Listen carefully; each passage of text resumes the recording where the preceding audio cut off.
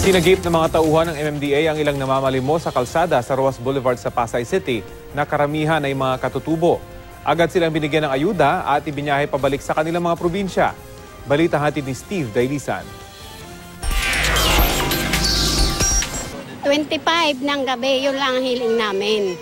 Para umuwi na kami sa amin sa Batangas.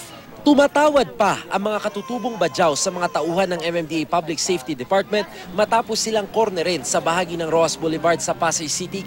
Sumilong lang daw sila dahil umaambon habang namamalimos. Hindi naman daw sila tatakas pero ayaw sanang pa-rescue sa MMDA. Ang mga kasama nilang bata, ibinilin lang daw ng mga kaibigan. Sandala lang kuya, inihintay lang. Inihintay lang kuya yung kapatid ko baka mawala yun. Oh, tingnan mo, sandali lang kuya. Galing daw sila sa Batangas at lumuluwas taon-taon tuwing papalapit ang Pasko para mamalimos.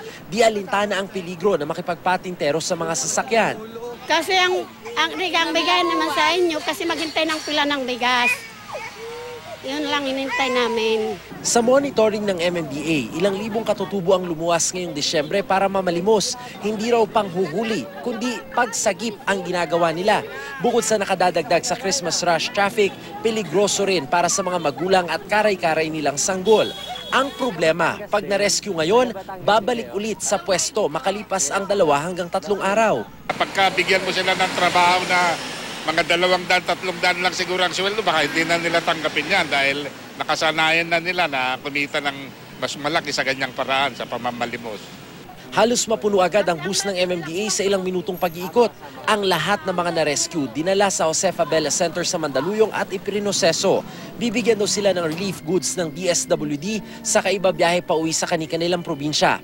Walang katiyakang di na sila babalik sa kalsada pero apila ng mga otoridad sa mga motorista. Tumulong tayo sa tamang paraan. Huwag tayong nagbibigay ng limos sa daan at kung saan-saan kasi para sa kanila nagiging source of income. Steve Dailisan, GMA News.